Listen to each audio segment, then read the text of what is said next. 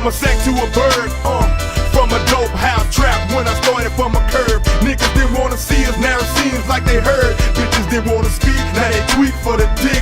Niggas showing us love when they used to talk shit, but I forgive and steady live, cause y'all can't take nothing here. We all in since the day I begin. It's in my blood, spirit of a thug, nigga tattooed on my skin. Life in the fast lane, hustling for more change, either from this music or this non-stopping dope game. From crawling to ballin', Mr. Lomax shot calling on the cellular, telling her to get her ass on schedule. Make it this way with my dash and they dash. Don't forget my yak and hay sacks, cause we go way back like 8 tracks, pushing funk out of downtown. Now everybody southbound, coming down with your mouths wide now. CP got your body. Now the whole South is riding. But I got the whole studio clouded. You got to crawl before you ball, ball till you fall. Play up, we gon' do it all in this game. That's right, cause that's the way shit goes. Ain't no time for thinking slow. You got to crawl before you ball, ball till you fall. Play up, we gon' do it all in this game. That's right, cause that's the way shit goes. Ain't no time for thinking slow. I'm dodging killers and feds, jacking Jamaicans with dreads. My calico's busting back, but getting put in the red. I took a look at the game before I stepped on the field. I observed rich niggas that ran with G's that kill. Playboy, keep it real, have some dreams to make meals. Rolling Billy Continental, living houses on hills. Cause asking me for a front, so you can flout them hoes. It's either pay me back my cheese or get a bloody ass nose. See, that's how the game goes, ain't no friends or no foes. For them birdies that don't trap niggas be putting kick doors. Cause talking about taking mine, I'm leaving chills in your spine. Like Malcolm, I got the AK, take your piece out the blind. If you think that I'm lying, I bet your mama be crying. Trying to come up too quick, that's why your ass has been dying. I've been down for 10, I made G's and stacks. Trying to ball before you crawl, boy, you never do that. You gotta crawl before you ball, ball till you fall. We gon' do it all in this game. That's right, cause that's the way shit goes. Come on. Ain't no time for thinking slow. You gotta crawl before you ball, ball till you fall. We gon' do it all in this game. Cause that's the way shit goes. Ain't no time for thinking slow. I got to keep my mind right because there are times like these. I got to bottle weed, blow some four hoes and enemies. Cause chochos be dropping like rain. You can't be stopping game around here without that popping it, man. We chopping game, nigga, like Leatherface. Fool, I could've thought of a better place to put it down from. Players be drowned up, in pools of ice, you lose your life. When you start that jacking, why shooting at the fools be like, that nigga that packing. Give me life and luxury, nothing but the best. If I can't ball, Mr. Officer, then let a nigga rest. For the love of money, niggas will do hella wrong, especially when they think you got your major cash on. I got my game from an old school knucklehead. Put me down with a hard ounce, 38 holding leg. Be about your bread, listen to what that old man said. From the game that he spit, that's probably why I ain't dead. Too much game on my head, fuck them cops, fuck them feds. Niggas heard what I said, roll like the mob and do our job and keep the shit cracking. Real niggas make it happen.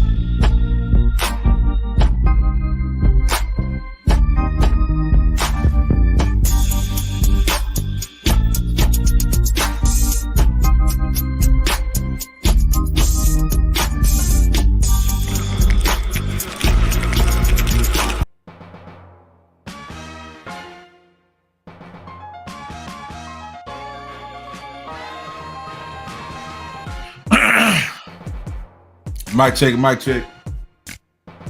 1, 2, 3. We are back. We back. Another motherfucking good ass week. Shout out to everybody out there. We're gonna get right to today's show. I got some allergies, you understand me? And beyond the allergies, we got a playoff game. Stars and Oilers, baby. Stars and 6. We got a playoff game. We got allergies. We dealing with a lot. I just ate 2 slices of watermelon. And now I got me a blueberry pomegranate shake. We trying to shake back. You feel what I'm saying? But I gotta bring this to you first. Shout out to you. Love is Blue. Appreciate you for coming down. Take one of these things off. Real quick, I want to cover and I want to maybe discuss either today or some part of this week about social media. I was just scrolling down the community wall of my YouTube, and shout out to Clem, but she had a community wall post that was like social. I can't remember what it was verbatim, but like social media is a failed experiment, right? And I always work on multiple topics at different times. I might start something and not finish it if I have an idea. You know what I'm saying? I might leave it alone for right then until I can finish it. And something about what she posted sparked that. Although, you know what I'm saying? So it had me finish it. I already had 2 parts down. I had to add another part. And then actually I had 5 parts, but I kind of moved it up to 3 parts because I want to make these shows very precise. Sometimes the shows can drift from the 2-3 hours, and that's not the key, not the case. Excuse me, but it is what it is. So I do want to aim at shooting these shows hour 30, hour 45, somewhere up in between the 1 and 2 hour frame, just to keep it a good listen. You feel what I'm saying? And things of that nature. So hopefully my sound is good. My microphone is moving around good. I'm checking my levels and things of that nature. And we're going to get right into, I hope everybody's having a blessed day. Hope everybody, has done something productive. Made some money or on your way to making some money. I will, like I said on my community wall, bring your pen, bring your pad, and bring your plate. We're going to feed, we're going to read, and we're going to get right to it. And we are going to discuss as well. How does my sound sound? Is my sound sounding good? Is my sound sounding good enough to continue on? Shout out to Love is Blue as well. Y'all make sure y'all subscribe to Love is Blue as well. Do you got a wrench? If you got a wrench, go ahead and drop your link in there. I'm not sure. I'm not even on that on the YouTube page. But if you got a wrench, go ahead and drop your link. And things of that nature. Let me pull these notes up real quick. We're gonna jump right into. We're gonna splash right into. Let me move this back over here. Shit, that pollen is kicking my ass. All motherfucking day. It's been doing that. So, let's put a stamp on that, right? So, social. That's from connection to chaos. That is what this is called. I wanted to take a brief spin through the history, a brief history of social media, right? Now, for a lot of us, we might think, as I thought, that social media was on like a more modern, maybe late 90s to 2000s things. But once I started to take a deeper dive into it, this has really been going on for a long time. Excuse me, trying to for sure. Okay, for sure. Appreciate it. Love is Blue. We are trying to do this, and we're gonna do that. So, a brief history of social media platform. I'm gonna pull up this right quick. Let me get that going across the bottom. Let me get these over here. Because this shit started back in the 60s and 70s. So I have to frame it up so everything can make sense from going forward from what we're dealing with, right? So a brief history of social media. Pre-social media, the foundations. I'm talking 1960s through 1980s, 1960s and 70s. ARPA net, ARPANET, and the birth of digital communication as we know it. Now, ARPANET was funded by the U.S. Department of Defense, and it somewhat laid the groundwork for the modern internet. The first email was sent in 1971 by Ray Tomlinson. Early bulletin board systems emerged in 1978, allowing users to exchange files between each other. 1980s, bulletin boards and online communities. The BBS and Usenet allowed these communities to discuss topics through text-based forums. These were the earliest digital social platforms, albeit rudimentary. Now, some of the early services like CompuServe and Prodigy, they offered forums and emails and news sharing. The second wave, social networking prototype. I'm talking about the 1990s. This is my era. I'm a 90s baby.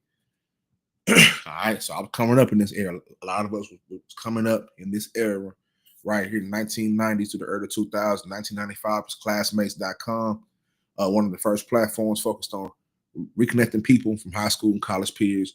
1997 was 6 Degrees, considered the first real social network. Allow users to create profiles, list friends, and connect with others. This shut down in 2001, but it kind of laid the structural blueprint for future platforms. 1999, LiveJournal and Blogger. The rise of blogging gave users public platforms for self-expression. LiveJournal added a social, it added like a social element, letting users friend each other and comment on posts and things of that nature. The third wave, the golden age begins, rise of modern social media, 2002, 2010. All right, so this is my middle school. I graduated high school in 2008, so this is all through then. And I don't have all of them. You know, of course, you heard the Black Panther and all the other shit.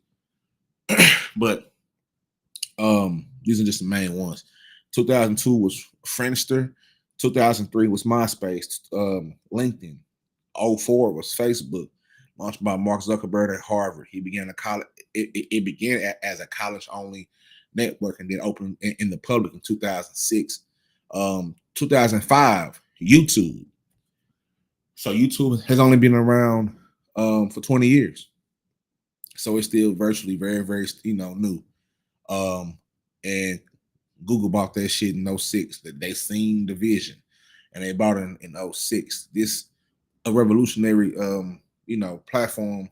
It changed the game for video sharing and user-generated content. 2006 was also the boom of Twitter, real-time short-form messaging, microblogging used for news, celebrity interactions, and I guess you can say activism as well. 2007, Tumblr. I had me a Tumblr. Come on now.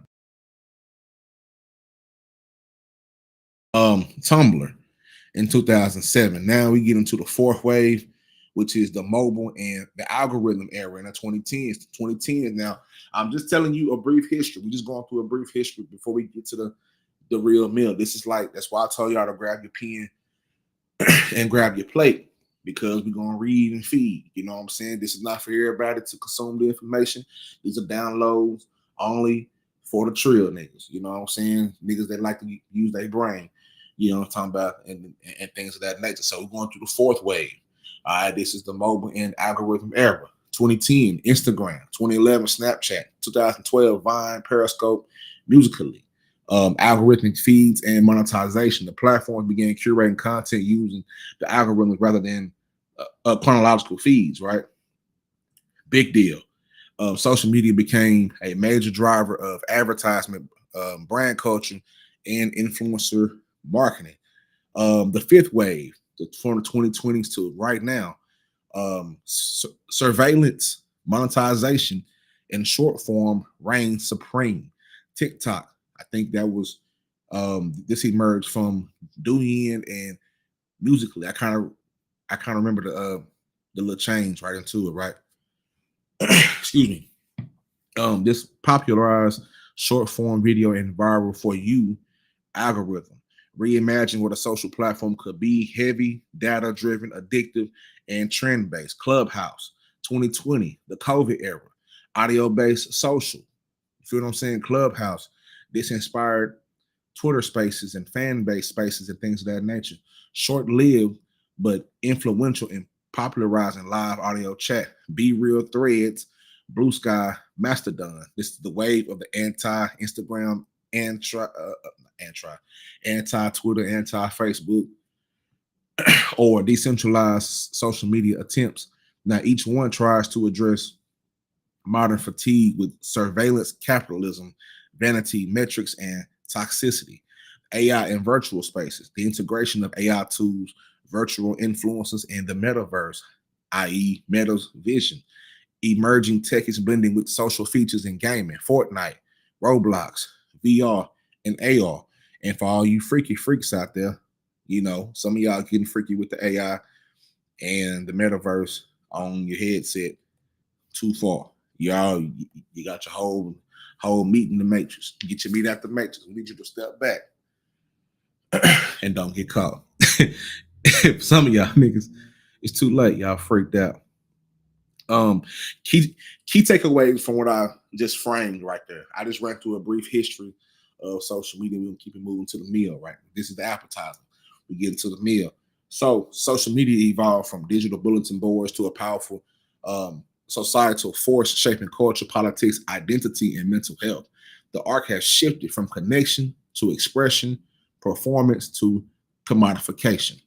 Remember those four: connection, expression, performance, and commodification. Now, each platform mirrors the values and anxieties of its time. Identity in MySpace, the validation in Instagram, and attention in TikTok, just for a few examples. All right, so we don't, you know, now that's going through the that's going through the app. You understand what I'm saying? That's going through the goddamn. They done brought the nachos out. They done brought the bread out. You feel what I'm saying? You don't order your food, now they got the bread out. You feel what I'm saying? Let's go to this right here. Let me look at it real quick. So hopefully we're gonna put some music in the background. I just have to frame up what we're going to do in this swift but smart, you know. Love is Blue said it was better back then. More freedoms to post. I learned a lot on YouTube. Yeah, that YouTube shit when it first came out. I remember because I was that's my sophomore year of high school. So I remember when it first came out. And I also seen the video about those guys who created YouTube. They was sitting in the room panicking, musty as hell, like, damn, we got 40 videos and ain't nobody watching. And that's why I tell people all the time, and even creating content, right? It's so important to not get lost in the numbers, because it wasn't until a few years ago where that shit was really important, when it started becoming algorithm based. And we're going to get to that from connection to chaos part. FBN and IG, yep. It's Meta. Vine, yeah. Vine killed niggas' attention span. Vine killed niggas' attention spans, in my opinion, because I want to say it was only like 15 seconds. Like it wasn't like a whole lot going on with Vine. It wasn't, you know what I'm saying? It was like 15 seconds, and then it was it. You know, DC Young Fly got popping off of Vine and things of that nature. Let's see what else. Surveillance. Yeah. Hey, yeah, you are old head. You are an old head. I think he graduated high school probably like 97 or something. We're gonna keep going. Let's see. We're gonna keep going. Now, like I said before, you already know I'm going to present to you, you know, I'm going to take it back. That's why I said get your goddamn pen and your plate. You feel what I'm saying? Pinning your play. Now, part one in this was the promise, right? So if you can remember the earliest time when you experienced social media, the promise was connection. The connection was the dream, right? So in the early 2000s, the internet, it hold on, she said, nigga, I came out in 2003. Oh, okay. I was in middle school then. It's 2003. I was in the 8th grade. Okay, I thought it was like 1999 or something. I thought you was Y2K, baby. Everybody was panicking, buying up all the toilet paper in Boston, not Boston baked beans, but the Bush's beans and shit. Toilet paper, Bush's beans. Thought the world was gonna end in 2000. But shout out to you. Shout out to everybody from the 2000 graduates from 08 all the way to 09. After 09, shit got weird. But anyway, the promise when we first saw social media was this. It was connection was the dream, right? In the early 2000s, the internet, it underwent a shift. It evolved from a static space of websites and forums into something alive, something social. The promise was seductive, a connected world, free of borders and bias. Suddenly, you can talk to your cousins. You can talk to your ex-girlfriend. You can talk to a chick you saw online across the globe, reconnect with high school friends, discover music, movements, memes, and distant corners of the planet, all from the palm of your hand. And it felt like utopia. Now, social media was supposed to empower us, but like all experiments, the results were unpredictable. And in this case, far more dangerous than we anticipated. You understand me? Now, I detailed in part one 3 platforms, right? Facebook and IG are kind of the same, even though one values text more than the images, but they're the same company. So I took Facebook, Twitter, and Instagram. I mean, yeah. Because Facebook and Instagram were very important. Although they're put under the same umbrella, they're very important. So let's start with Facebook, right? So when Facebook launched, it was an elite network. Mark Zuckerberg was in Harvard doing the goddamn science of this shit. Like, goddamn, I can connect certain shit. Remember, it was only for college. It was only for the educators and people who are students and things of that nature, right? So once it opened to the public, something profound happened. And it began to redefine friendships. Instead of meaningful relationships, we were kind of encouraged to collect friends like baseball cards, right? So the more you had, the more valuable you seemed. And then friendship became performance.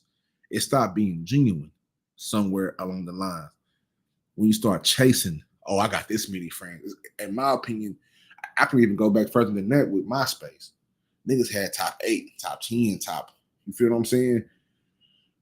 At some point, friendship became performance. And suddenly, the intimacy was being gamified to a sense. So certain milestones were curated for the news feed. Memories were algorithmically resurfaced. Like right now, every other week or every week, I get the memories of what happened 3 years ago, 2 years ago, 1 year ago. Or I make a post and one of my old posts or somebody around me that made a post that's similar to that one, a pop up. It'll be years removed. Like I said in the brief expression, at some point it stopped being in chronological order and it started going by the algorithm. So it stopped going by, this is May 20th, 2025, and it started just going by what it kind of, what it sees, what's trending, instead of what's happening right now. You'll get something from, the past. And like you said, yep, popularity. Now, like I said, the milestones were curated for the news feed. And what once made us human, time, vulnerability, and I guess I can throw nuance in there. It began kind of compressed into hearts and likes and thumbs and pokes, pause, and status updates and shit like that, right? And let's move on to part two, not part two, but Twitter, right? And the Twitter was a little different than Facebook. Twitter, and still to this day, X is damn near off the chain, but Twitter offers something different. Twitter democratized thought, or at least on the surface, it did, right?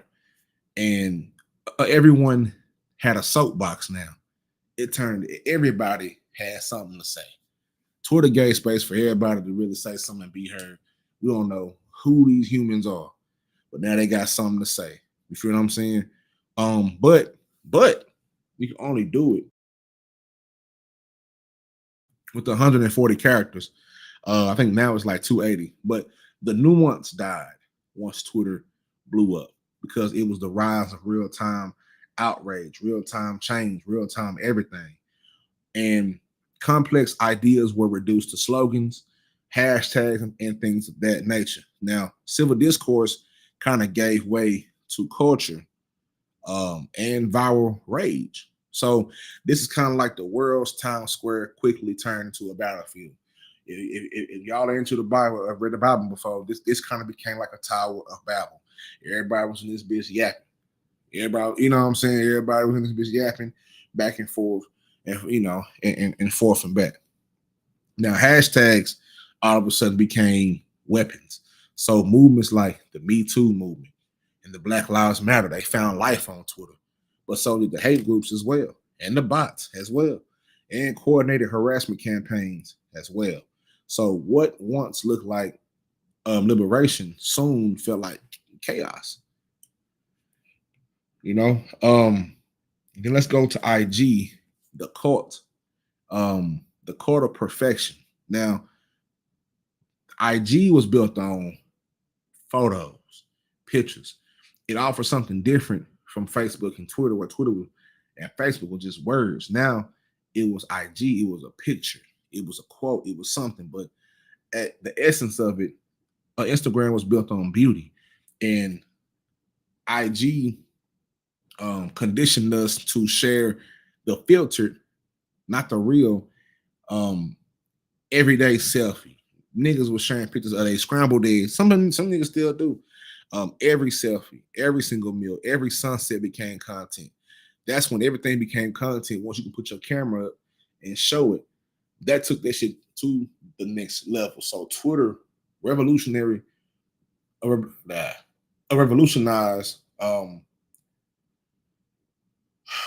activism in a way. Now, IG was built on your looks.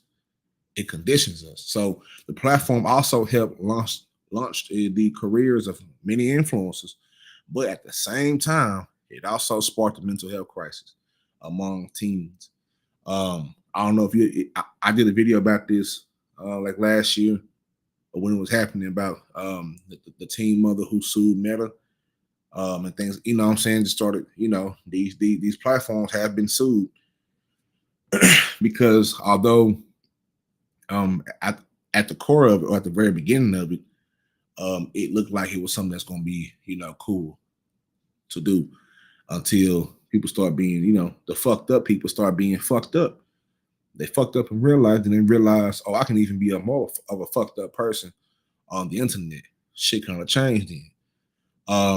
So the pursuit, or better yet, the pursuit of perfection, very unattainable and addictive. And that became the norm. And people began to compare their real lives to everybody else's highlight reels. Like, I always use the analogy, right? Not play ball, film room.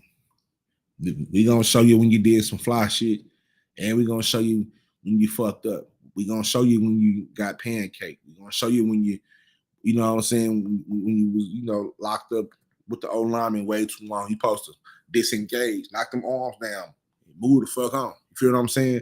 You missed a tackle here, so you kind of seen the low lights as well as the highlights. You feel what I'm saying? And when you saw the low lights, it kind of kept you level, kept you humble. Okay, let me work on that. So with Instagram, nobody was showing the low lights. The filters came in the match. Even shows like Catfish became popular because shit, it was going down. You know what I'm saying? It was really going down. And the pursuit of perfection, like I said before, is addictive and it's unattainable. But that pursuit of perfection, that dangerous pursuit, became the norm. So when you got something that's not normal become the norm, it's fucked up in the game. You feel what I'm saying? Now, in my opinion, the original dream of social media was the connection. But somewhere along the way, connection was placed by curation, and relationships were replaced by reach, and meaning was lost in the metrics, right? I'm gonna say that little phrase again. I know it's cold. It was cold when I wrote it. My pen is on fire. I'm gonna write a diss song for any one of you niggas that fuck with me. Now, somewhere along the way, the connection was replaced by curation, the relationships were replaced by reach, and meaning was lost in the metrics. Now, in part 2, we're gonna dive into a darker evolution of how platforms learned to exploit us and why they won't stop. Number one, it's too fucking lucrative. You feel what I'm saying? So off that, we'll get to it. Now, if part 1 was a setup, right? Part 2 is the reveal. Now, the platforms were never truly about the connection. Their real product wasn't community, it was our attention. And to keep us engaged, they rewrote and conditioned the rules of behavior. And they rewired our brains and turned our time into currency. It turned our time into currency. How long can I keep you here? Right? How long can I keep you right here? How long? And if you keep people here for a long time, guess what? We'll shuck you some ducats. We'll throw you some AdSense. We'll throw an ad in your shit. You can keep people here. We'll throw you some change. It ain't what you should be getting paid, but we'll throw you something so you can keep on doing this shit. It's like dangling a fucking carrot above your fucking head, in my opinion. So their real product wasn't community, right? It was our attention. These platforms were never truly, in my opinion, they never really cared about the connection. That was the dream. That was the setup. That was the play, as y'all like to call it. You feel what I'm saying? That was the play. The real product wasn't community. It was our attention. It was the ad dollars. The reason why niggas pay millions of dollars for Super Bowl ads in them time slots. It definitely ain't because they love football. It's because we know millions of people are watching right now. Right? So to keep us engaged, they rewrote the rules of behavior, rewired our brains, and turned our time into currency. And social media didn't just connect us, it captured us. You understand? Like we see it right here on YouTube. We see it on Facebook. We see it on Twitter. You know what I'm saying? Shout out to everybody on those platforms right now. We are live on Twitter, Facebook, and YouTube. Everybody say hi to each other, wave hi, and things of that nature. Feeding the addiction, right? Exactly. So every second that you spend, now this is the rise of attention economy, right? So we just laid down the foundation of time is the new currency. Attention is the new currency right now, right? Every second you spend online is monetized. Every second. From your scroll, your pause, your click, and it's all data. Data is king.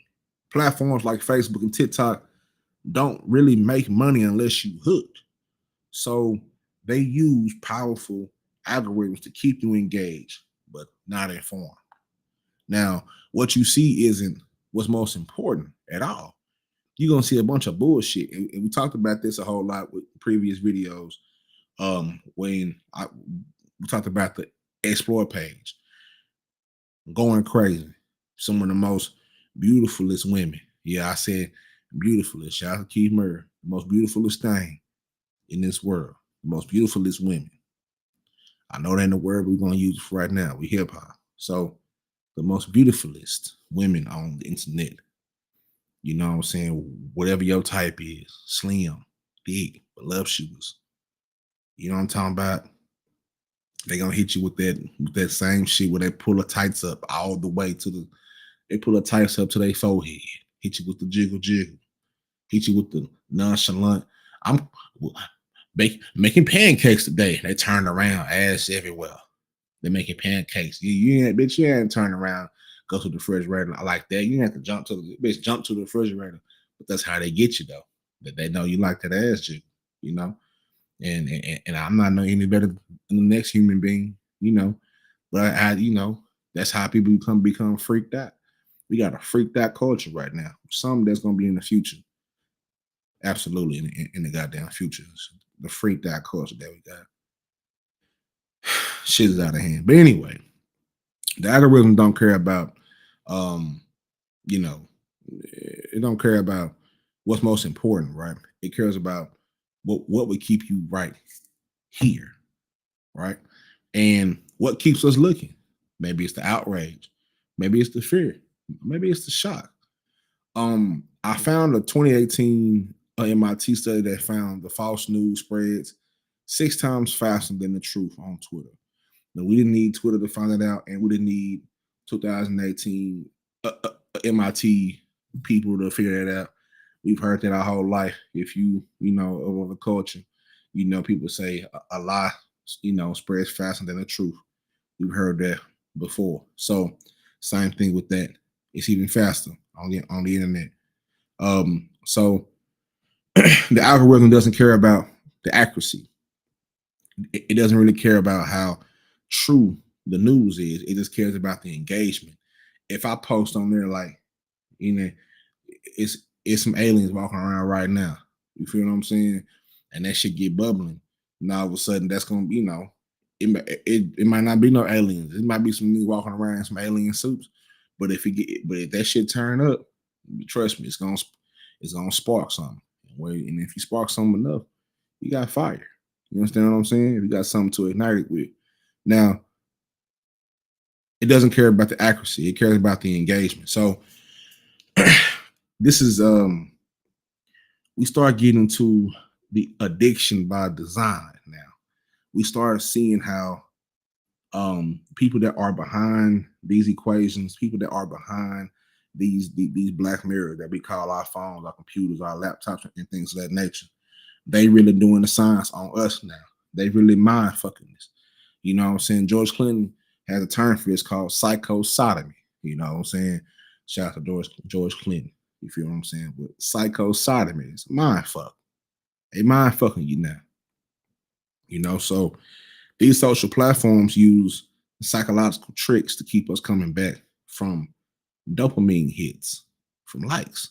Now, if you don't know what dopamine is, we're gonna take a nice, a nice little drive.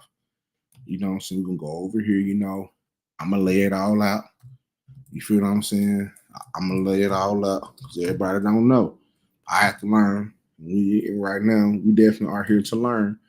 We ain't just here to, we're here to do whatever, but we also here to learn now. Dopamine is a compound present in the body as a neurotransmitter and a precursor of other substances, including epinephrine. Shout out to me saying that word. Come on now.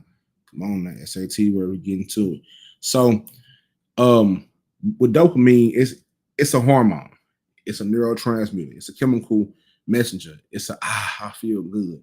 It's made in your brain, right? So your nervous system uses it to send messages between nerve cells. And these messages also travel between you and your brain and the rest of your body. Now, this unique neurotransmitter affects your body, brain, and behavior, right? Your body, brain, and behavior. You feel me? So, dopamine plays a role in how we feel pleasure and rewards. It's a big part of our unique human ability to think and plan. It helps us focus, work towards goals, and find things interesting.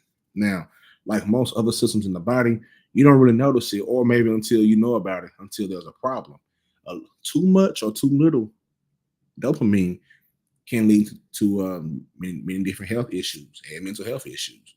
Some are serious, like Parkinson's disease, and others are, less severe. So, that's that on that. We could get into a little bit more, but I just want to give you that. I'm trying to frame it for you. I'm not gonna tell you everything, but I'm gonna tell you enough so you can go and do the homework yourself. That's what we're here for. You know what I'm saying? We here to do the goddamn me work. Now, so dopamine hits from likes, variable rewards from scrolls, infinite timelines. You can scroll forever. You don't have to stop. There's never a time where she's gonna cut off. It's always there. You can scroll your fucking life away. You can be on this doom scrolling for hours. They call it doom scrolling, right? Notifications are designed to feel urgent. And this isn't by accident, it's behavioral science. But not only is it behavioral science, it's behavioral science that's being repurposed and repackaged for profit. It's blue magic. It's the brand. You know what I'm saying? They got you by that point. I can't tell you how many times my goddamn phone ring a ding ding. Too many. You know what I'm saying? They're just from news updates, sports updates, oh shit, what's going on around the world. Because I do create content, sometimes I do have to stay informed, but I've learned how to dial that back a whole lot. You feel what I'm saying? Because it was bothering me.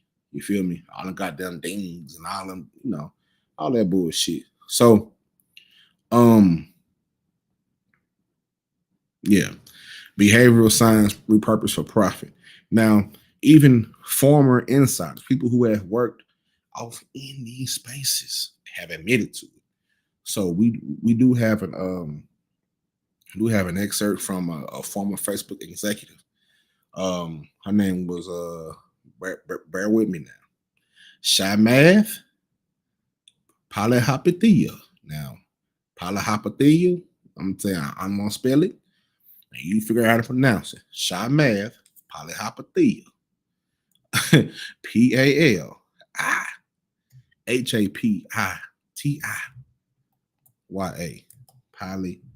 Palihapitiya. I think I possibly butchered that, but I think she got. I think he got a podcast or something like that. Hold on, let me show you this guy. Yeah, hey, pop. Look, Palihapitiya. Nigga, I'm gonna show you Palihapitiya. But he's Social Capital CEO. He's a real person. So you might want to jot that down. He's from Sri Lankan Canadian American. You feel me? So let me pull this up. Y'all can see our guy real quick. So you can see cuz real quick, man. This is him right here. This guy, right? This guy kind of spilled the beans a tad bit, not too much, because otherwise he'd have been dead by now. But he ain't that much older than us. You feel what I'm saying? Now he's a billionaire. You feel what I'm saying? He's a billionaire. You can see, that's him right there. So what he said was that, and bring this back up real quick. He said that we have created tools that are ripping apart the social fabric of how society works. We have created tools. He's being accountable because he was off in the mix of this shit. We have created tools that are ripping apart the social fabric of how society works. You feel me? So even he had to admit, once he kind of bounced out there with Sri Lanka, yeah, like Nikki said, Sri Lanka. That's where he's from, and this is who that guy is. So that's Shamath Palihapitiya. Now y'all can see it. So y'all make sure I ain't making up no goddamn person. You feel me? We gonna bring it right to your doorstep. You understand me? We got receipts on top of receipts on top of receipts. We home working this shit. That's who he is, though. Shamath Palihapitiya. Anyway, let's take you off the screen, sucker. You feel what I'm saying? Let's add these back up here. So that's who he is. That's who he is. That is who he is. Oh yeah, I'm on 2. He on 2. No, that's 1. There we go. There we go. And bring these split screen back. Got the dual screens over here. A 6-piece screen like pimp. All right, so bringing this back up, right? So Shamath Palihapitiya, a former Facebook executive, you know, that's what he said. We have created tools that are ripping us apart, that are ripping apart the social fabric of how society works. Now, mental health at the breaking point, in my opinion, right? It's at its breaking point, and the results are visible everywhere. You feel me?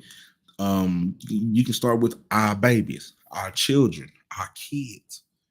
Our kids, teen depression and anxiety are at an all-time high. I know this for a fact because I have a teenager. Shout out to my biggest baby girl. You feel what I'm saying? I'm watching her as she grows up through this era of this shit. You feel what I'm saying? It's fucking crazy. Watching them, let me find a nice word. Matriculate. Ooh. Watching them matriculate through this era. You know what I'm saying? These kids are the first wave of the COVID kids. They've had, and even with COVID, right? I know I ain't scared to say COVID. Oh, no, say fuck all that shit. It's true. World order. We're gonna do what the fuck we want to do. The truth must get out. You feel what I'm saying? Y'all be bugging out over shit, but y'all still say nigga every day, but y'all scared to say white people. But anyway,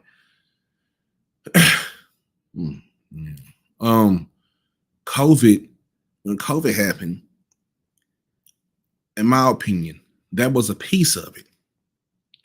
We can stop the whole world. That's the only time in history, in my opinion. I can't think of a different time where the whole world on pause. You feel what I'm saying? Love is Blue. She said, my mental right now is she's. And she also said that this shit crazy at adults' mental is fucking up right along with the kids. It's like the more you know, the deeper you going in the rabbit hole. Yeah. Yep. And then and one of the things that I've also experienced, and I know you have as well, because you know, saying we've had great conversations, is once you understand and once you know certain shit, once you see it a different way, you'll never be able to go back to what you know what I'm saying? Like you'll never go, like once you start learning shit, the more and more you start figuring this shit out, and the more and more you learn how to keep yourself, you have to keep yourself and keep your mind clear. Because once you start looking at shit in a different perspective, which is only a handful of us human beings that look at that shit this way. A lot of it, you can't unknow it. You can't unsee it. Like you just can't help but to look at it that way. And you have to find ways keep your mind clear, because shit, it'll fucking drive you crazy. Because you'll feel like you're the only one out here saying, like, I know I ain't the only one that see this shit. I know I ain't the only one to hear this shit. I know I ain't the only one to think this way. And unfortunately, for a lot of us who think with a certain frequency and wavelength, it'll feel like, damn, these niggas are not getting it. I'm putting this shit right on your doorstep, right? And these niggas is not getting it. A lot of these, like 85% of them won't, right? Some of these niggas are just sitting here just to be here. And it's only for a few of us to push this shit forward and to kind of think like that, because without us, this shit won't go forward. It won't progress. Like if somebody doesn't come along and go against the grain of what society is trying to push on us. You feel what I'm saying? There's a quote that just popped in my head out of one of my favorite books. Love is Blue said, it's spiritual warfare of the mind, and this matrix is a simulation.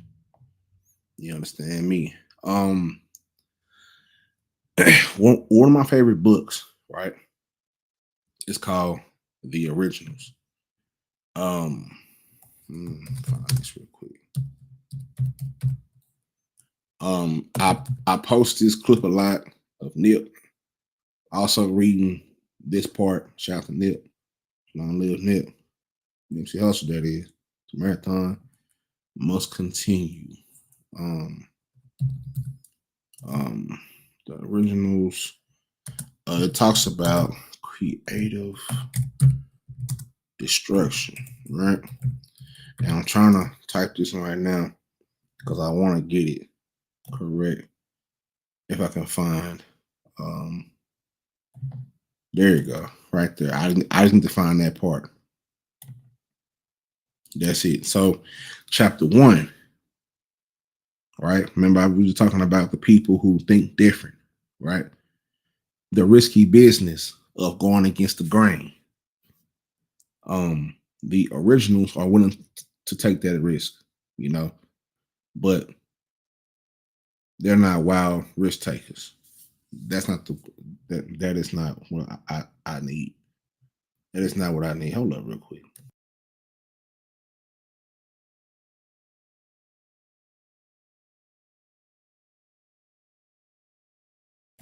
And it gave me a goddamn summary of the book. Nigga, that's not what I need, man. Give me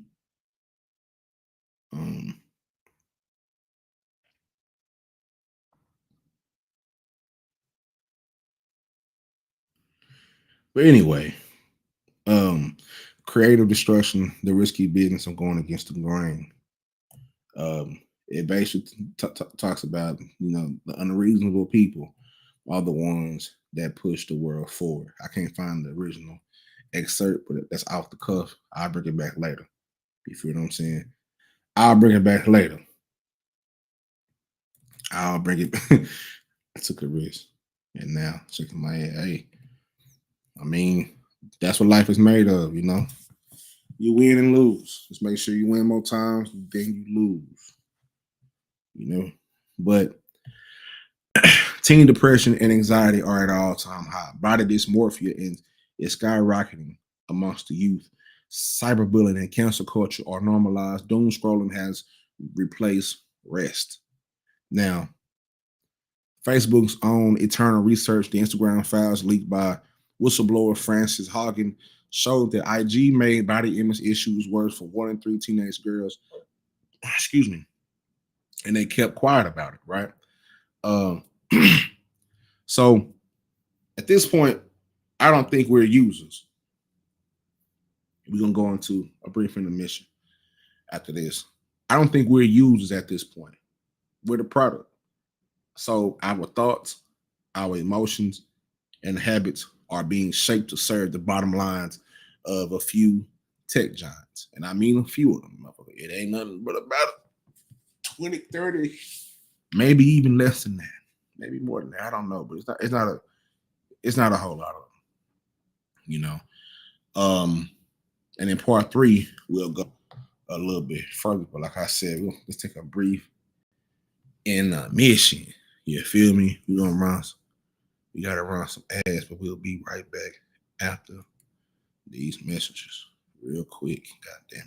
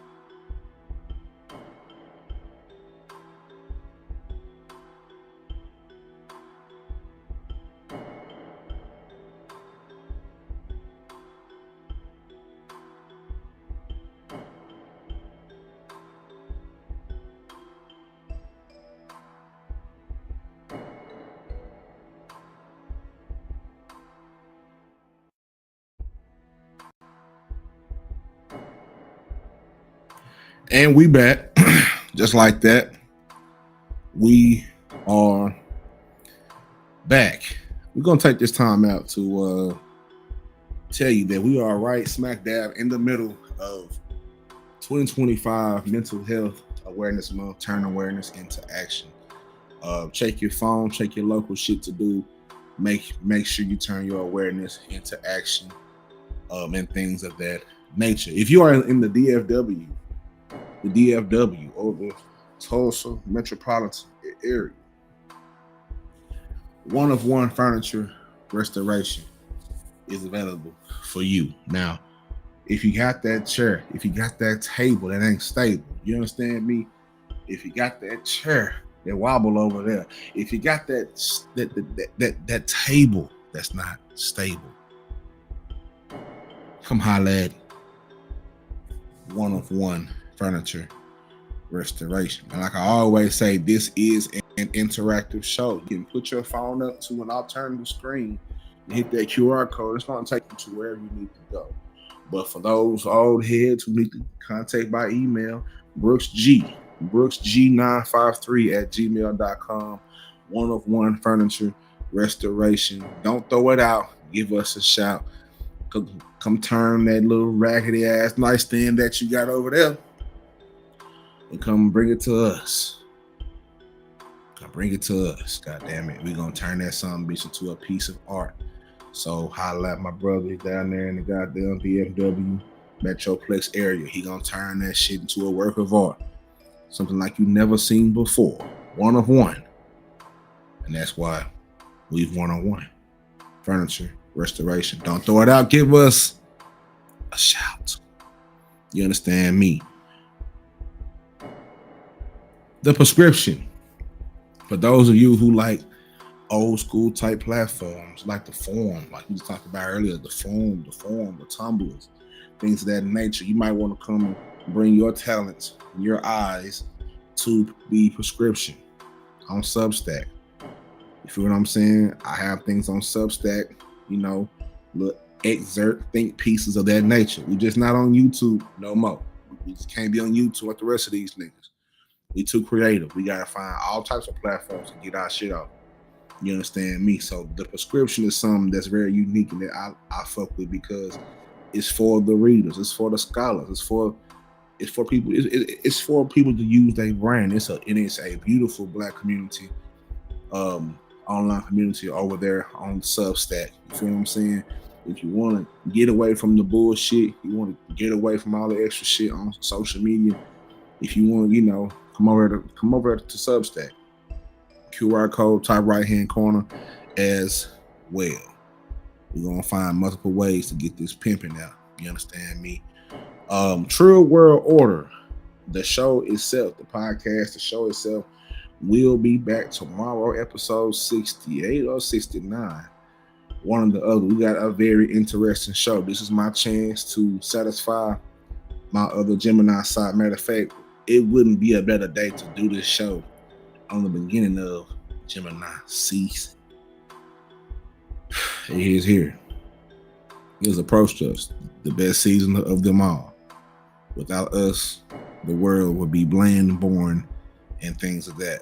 So, True World Order. If you like strange news mixed in with a little bit of hot topics, mixed in with a little bit of whatever the fuck, socked out by a kangaroo, the world's biggest onion, the world's biggest cauliflower, whatever the fuck it is, I feel like I'm on a roll and I can't miss right now with these topics. I have to scour the earth for some strange shit and hit a little bit of hot topics lately. That's what I've been doing lately. Just a little bit, like it's some of them just been too hot not to hit. You feel what I'm saying? So that's a True World Order. We'll be here right here on Wednesday live. Defy the motherfucking norm. You understand me? Now, with all due respect, going back to the show. Boom, just like that. Thank you. You know what I'm saying? Thank you. We can cut out the GoldenEye music. I like that. Y'all hear that shit from somebody else. I know where they got it from. That's how I can tell you if niggas is real gamers or not. Niggas know what that is. So, let me bring that back real quick. Hopefully everybody's enjoying the content. We're gonna close this shit out real quick. We're gonna just bring that down, son. Just bring that down a level. You feel what I'm saying? So, like I said before, let me pick up where I left off and then we're gonna move on because it has to flow into part 3. So far, I framed a brief history of social media. I framed the history from the 60s and the 70s, 5 waves, 60s, 70s, 70s, 80s, 90s to 2000s, 2010s, 2010s to 2020s, and things of that nature. I done framed it up, and we got the first 2 parts is done. The first 2 parts are simply about, the first part was the promise, when connection was the dream. We ran down through there. You know, part 2 was the breakdown, the algorithms, addiction, and the attention war. We just ran down through there. And I'm gonna pick up from there, right? And I'm gonna flow into part 3. Buckle up your seatbelt.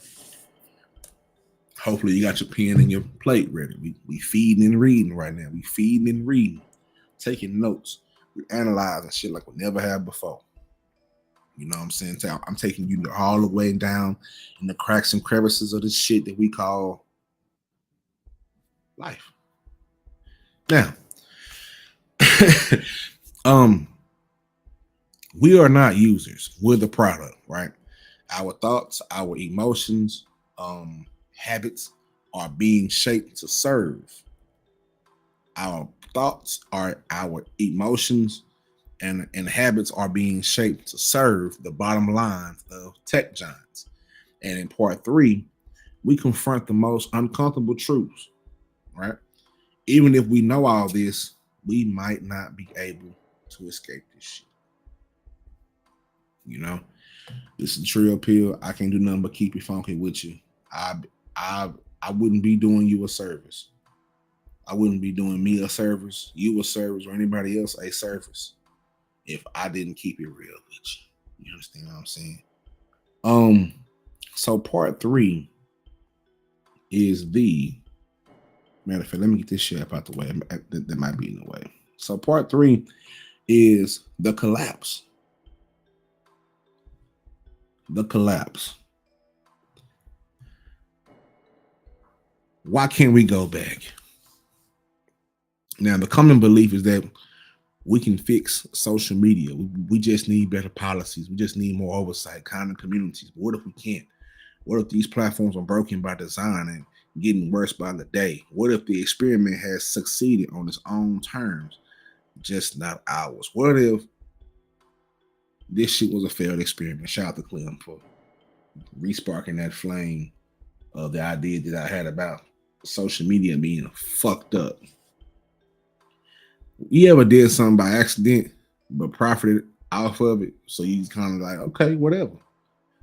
Maybe, you know, this isn't just something that just playing. Some parts of it can't be all the way detailed. I mean, we're talking about humans right now, right?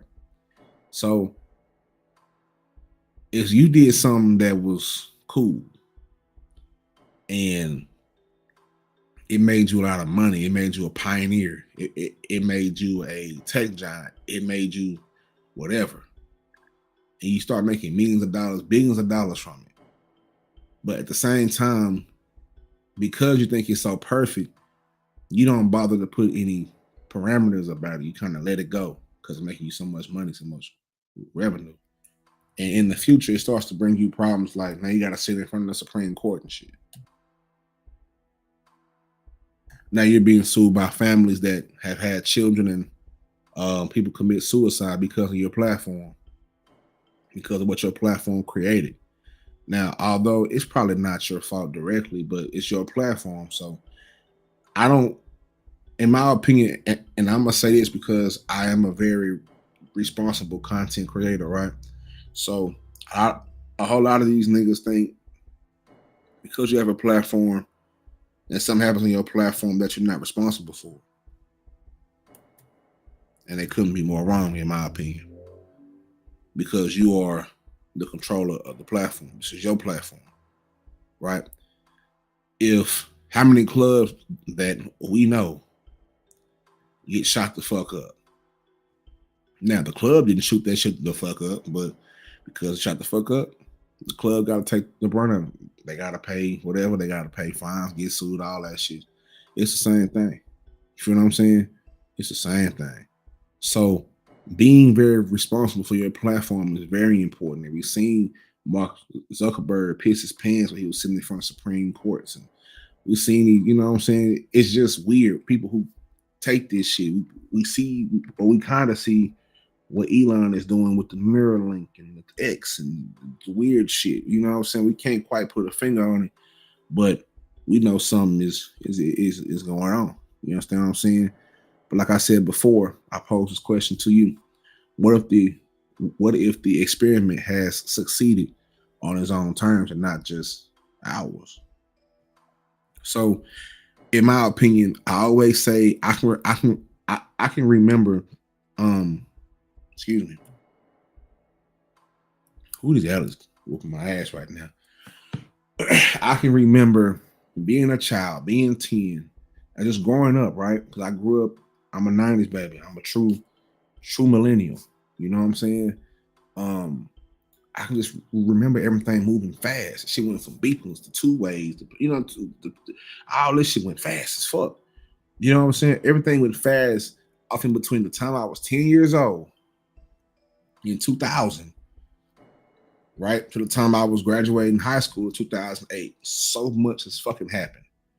Off like from technology to phones, everything became faster. Too big, too fast, too powerful. Pause. Now, tech companies now rival governments in influence. So think about what we're seeing now with, Trump and Elon. On the outside of it, it looked like a partnership. Or maybe Trump trying to play him close. Or maybe Elon trying to play him close. Maybe they're trying to play each other close. Who the fuck knows? Right? But tech companies now rival governments in influence. Facebook has nearly 3 billion users. TikTok is shaping the culture of an entire generation. The regulation struggles to keep up because these platforms are global. And the most important thing about these platforms being global is that their power is decentralized and they're self-governed. Now, even when Facebook was hit with the antitrust investigations, fines were dropping the bucket. They wouldn't hesitate about paying no fines, paying that little money. That's little chump change. That's little chump change to them. But The real accountability is very elusive when the system profits from the chaos. Mind you, they don't care about accuracy. Niggas can be on the internet saying whatever, doing whatever all motherfucking day. Doing the most wildest shit, saying the most heinous shit. All day. They don't give a fuck about the chaos or if this is detrimental, detrimental if kids get to it. They don't give a fuck about that shit. Kids got the whole world in their hands. Do you remember a time where we came up in the DVD era, you know? Niggas had to go in the CD Bible. Where's my charger to my laptop? You know, if you had a big cousin or a big brother, yeah, I had my big brother. He always kept the CD Bible flawless. Elite level CD Bibler. Elite level CD Bibler. Right? But us as kids have to move and shake and slide around to find the freaky shit. Booty Talk 72. What's happening? Onion Booty 7. Juicy Thick Ass Part 9.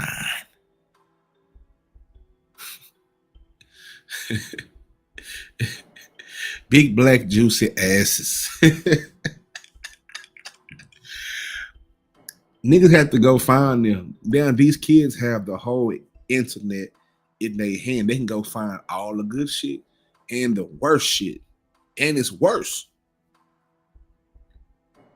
The power is decentralized. These platforms govern themselves. You feel what I'm saying? These dropping the bucket fines for Facebook wasn't tripping. These dropping the bucket fines for these platforms, they're not giving a fuck about that shit. That's dropping the bucket. That's okay. Look here, little chump change. But they profit from chaos. So many of us know the damage of not just the internet, but of these social media platforms, right? At this point, we all know, right? At this point, we are all either willfully ignorant or exhibiting a great deal of cognitive dissonance of not giving a fuck about none of this shit. You understand me? The same reason why at this point we know that McDonald's chicken nuggets ain't even motherfucking chicken.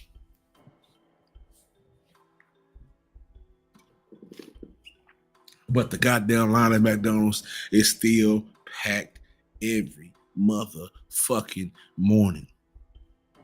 Is the hash brown really potatoes? They just banned quarter pounders, giving niggas E. coli. Then they kept serving hamburgers. Niggas' lines was full. I'm thinking like, goddamn, ain't the same meat? Pause. Ain't it the same hamburger meat or whatever the fuck? We seen the behind the scene how they make chicken nuggets. That shit go from Majin Buu pink paste into a nugget. McDonald's still wasn't being served. Killing y'all motherfucking ass. Travis Scott getting a meal. Everybody, the goddamn Angel Reese meal. They keep getting niggas. The marketing has been flawless, not to mention the marketing that they've skewed towards us as black people. But it's the same shit with these social media platforms. Many of us know the damage, but yet we stay. And why? Because for millions of people, these platforms are no longer optional, right? They're how we build brands, share art, launch businesses, communicate with our family, or fight injustice.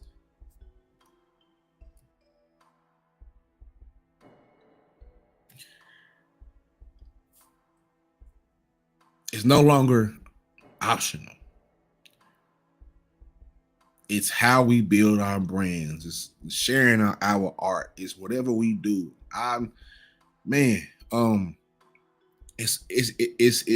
They weaved our way. They weave their way into our, or better yet, they weave their way into the infrastructure. If you're a content creator, or if you have a restaurant, if you have a business, if you share, like if you sing it, if you paint, if you make ceramics, if you make custom made socks, rugs, scrubs, or just whatever you do, you're going to need social media to get that shit cracking. It's a love-hate relationship. Trust me, I know. You know, I've been doing this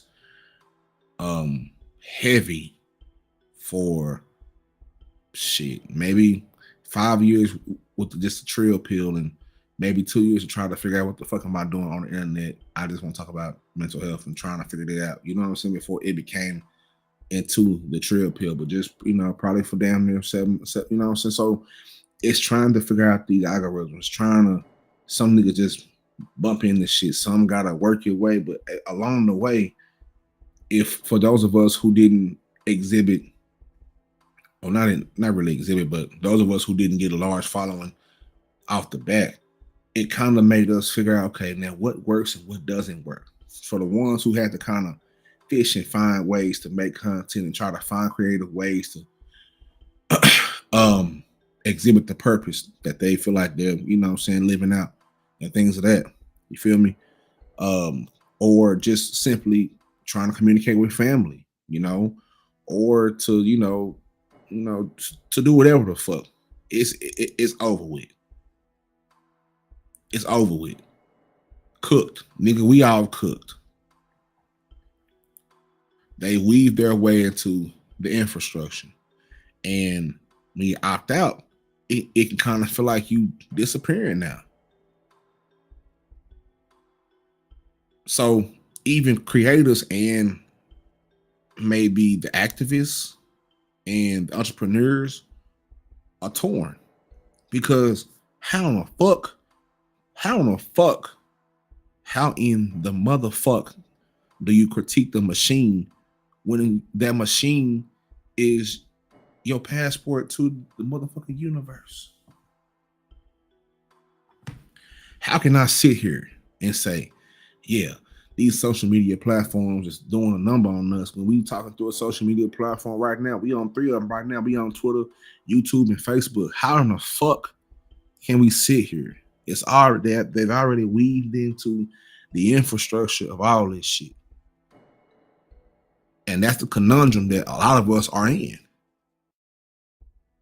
From the creators to the entrepreneurs to the activists to whatever the fuck, how do you critique the machine when it's your microphone? I stayed on this question when I wrote this shit down. I stayed on this question for about 5 minutes and just thought. Looked up to the motherfucking sky. I looked up like, damn, fuck. You know, how do you do that? How the fuck do you critique something when it's right? I'm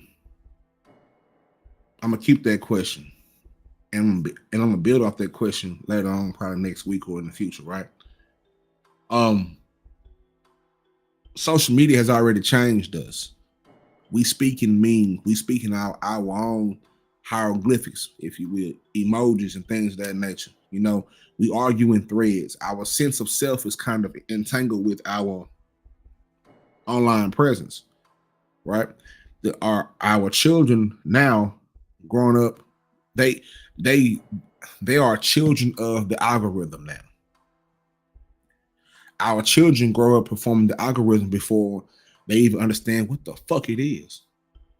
For a period of time, and even still to this day, if you go to a random spot and you see some kids, one of them gonna be doing a TikTok dance, not in front of the camera, but just doing the shit, just hitting they shit. Hitting they shit. Still. Just go out. Just go outside. You see big ass grown adults doing this shit. You know what I'm saying? What's that big nigga with the uptown downtown ass nigga? I seen nigga hitting the uptown downtown. I started to throw something. I couldn't find nothing to throw at that nigga. Sit your motherfucking ass down, fam. Come on, cuz don't be doing that shit. Uptown, downtown, I mean, getting everywhere. A lot of that hip twisting, a lot of ass shaking going on right now. Grown adults, sit y'all bitch ass down. A lot of that bullshit, niggas trying to. If I come out, if I come out today and do a motherfucking dance and some goofy shit, you understand me? The shit go viral. Then hey, what's that white girl that do that little dance? Who is this bitch? She got one move, and it's crazy because the originators never get the the praise for it.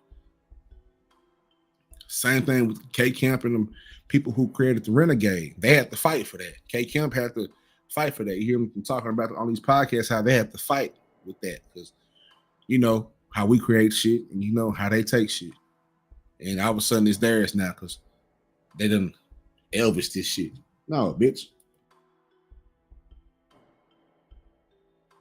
Hold up, bitch. That's not your move. That's not your move. You didn't, you know what I'm saying? So it's a lot of that going on. But let me cycle it back to what we're talking about. We're talking about our children. Our better yet, go before that. Our sense of self is entangled with our online presence. You know, change slides real quick. So, is that? Let me see. Okay, yeah. So, social media promised us the world. It gave us influence and access and visibility, but at a cost we didn't fully understand that. And the cost was truth. The cost was mental health. The cost was time, presence, and peace. This was never just about technology. This was also about what happens when we let profit guide our most intimate spaces of thought, connection, and identity. And now we're seeing the results: fractured attention, performative authenticity, and a generation unsure of what's real. I always say the lines between reality and fantasy are more meshed together than ever before. You feel what I'm saying? It's weird now. Performative authenticity is awkward as fuck. Some of you niggas can't be real if a camera ain't in front of you. I don't know what happened to niggas just being authentic and being themselves. Now everybody want to be everybody else. I'm telling you what my folks taught me is if you too busy being somebody else, who the fuck gonna be you? Fractured attention. You can't keep niggas. You can't keep. We trying to keep everybody. We trying to inform our people. If you ain't doing no wild shit, if we doing shit like this where it's not a lot of wild shit going on, I'm not screaming at the top of my lungs. I'm not shaking no ass. I'm not doing no wild shit. I'm not doing no gay shit. I'm not doing no fugazi ass shit. It's hard to keep an audience right here because they want to be entertained so motherfucking much. And that's going to lead us into our next shit on Thursday, which is being entertained to death. All this ties together. This is carefully crafted. We'll get to that shit Thursday. But it's niggas being entertained to death. You know how many folks say, Trill, you ain't as entertaining as them. When I look in the mirror, I don't see no red nose on my motherfucking face. I don't see no white paint. I don't see no big motherfucking shoes in my car. Damn sure ain't no small car. So I'm not a clown. I don't come on here as a character. I come on here as me. I come on here as a person who sees it as my duty and my God-given gift to break shit down to my people. Find ways to break shit down to my people, and God put me on this journey to do this shit. And that's why I'm doing it. It ain't something that I just wanted to do. It's something I kind of felt like I had to do because I'd be selfish if I went through all this shit and didn't try to build up off of it. And now I'm here doing this shit. We all the way in the game and never gonna leave the game. It is what it is. But we here now. Like Sam Putney, shout out to Sam Putney. The bitch, we here now. You understand what I'm saying? We are here now. And we marching, going forward. But like I said before,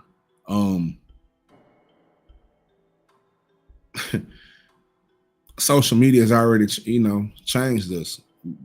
We speak in memes and arguing threads and create our own hieroglyphics, and some people's sense of self, our sense of self, is entangled with our online presence. Children are now, growing up and performing for the algorithm. They don't even fucking know it. AI influencers, deep fakes, algorithmic bias. These aren't the future. They're the now. They're here already, and they're changing how we perceive reality. And once we cross a threshold, this isn't just about this, or better yet, this isn't just a platform problem. It's a cultural condition. It's the experiment didn't fail. What did it do? It didn't fail.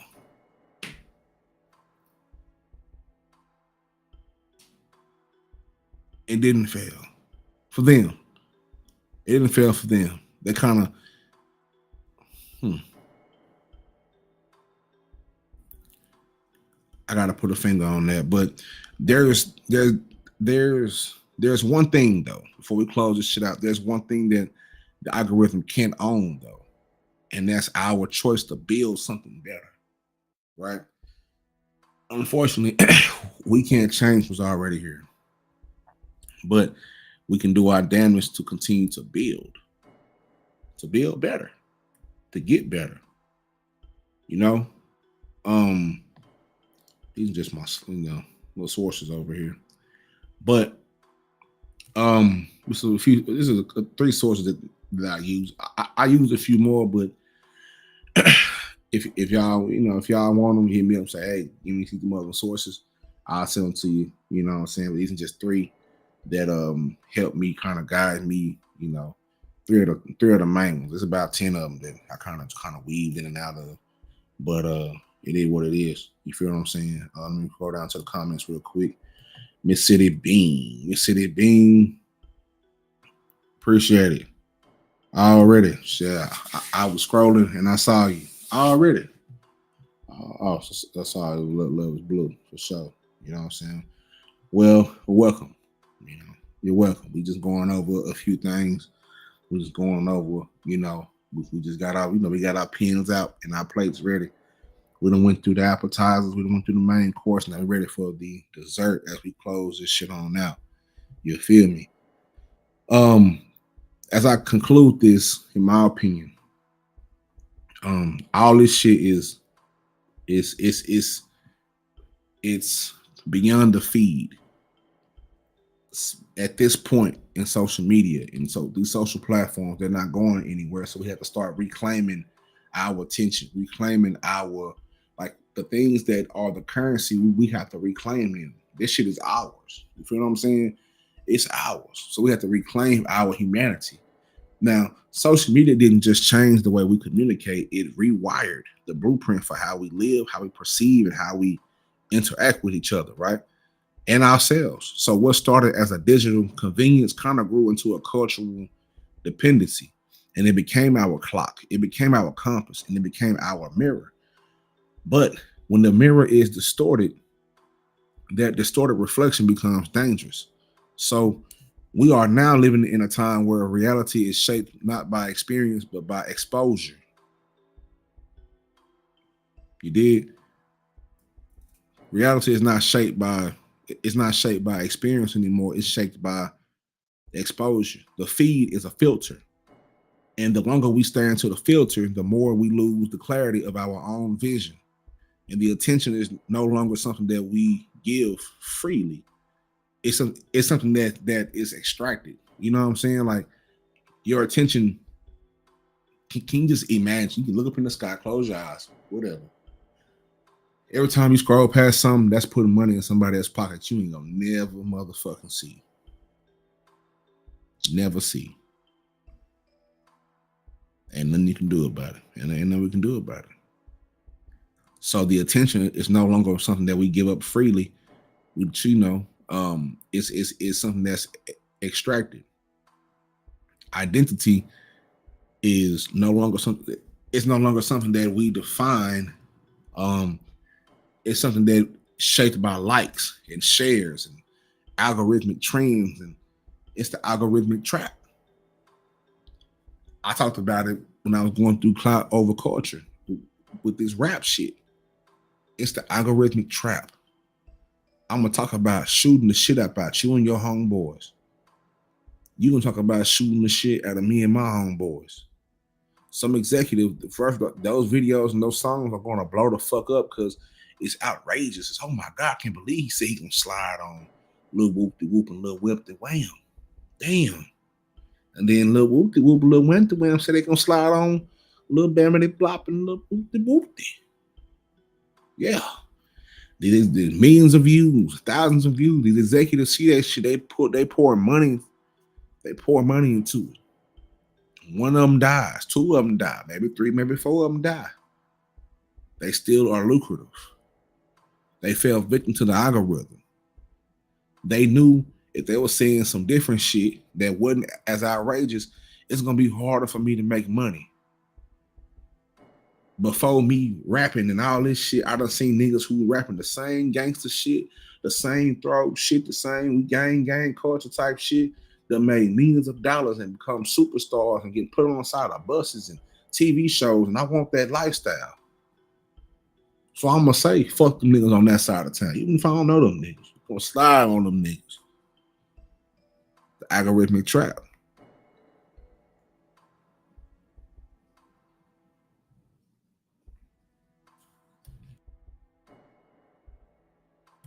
So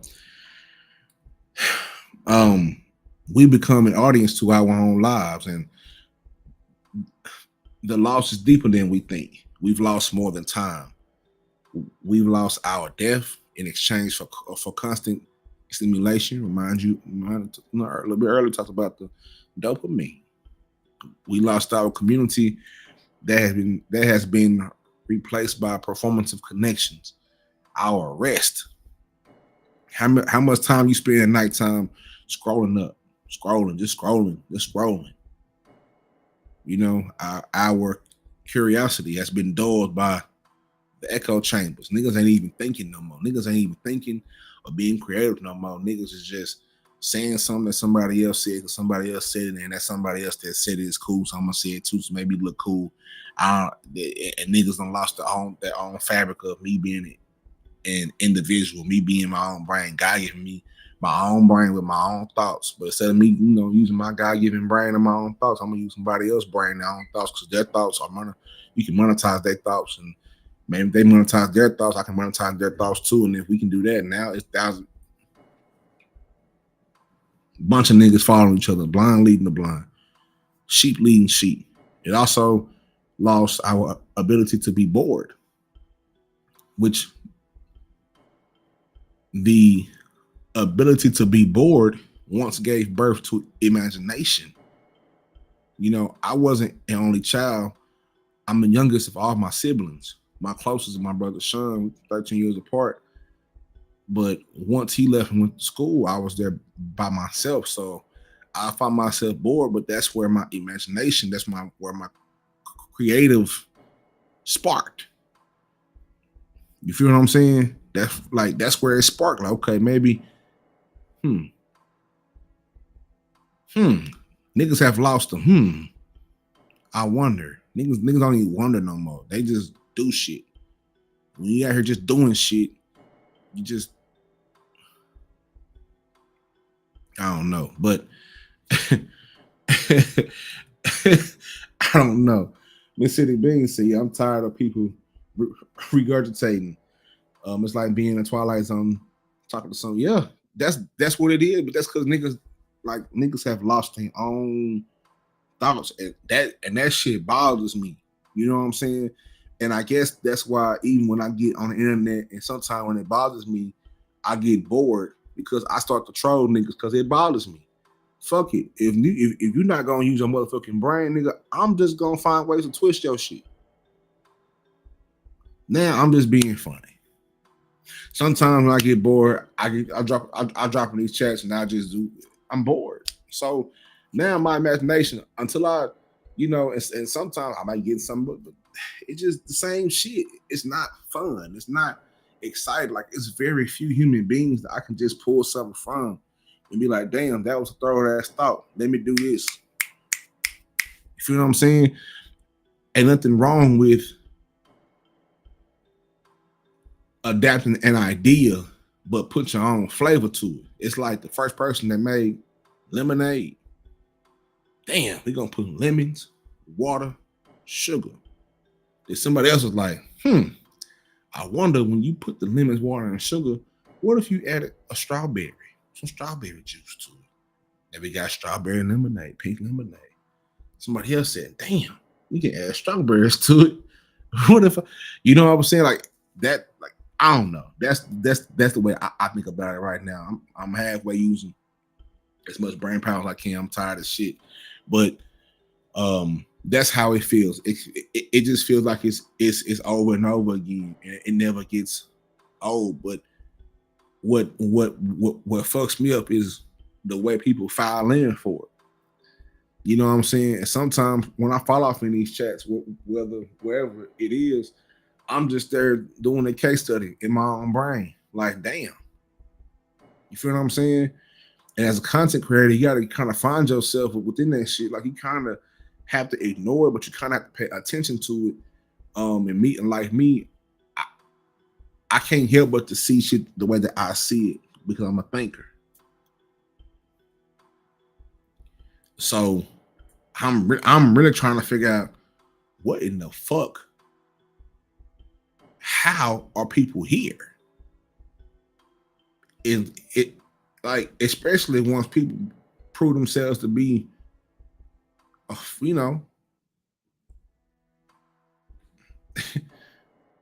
don't know.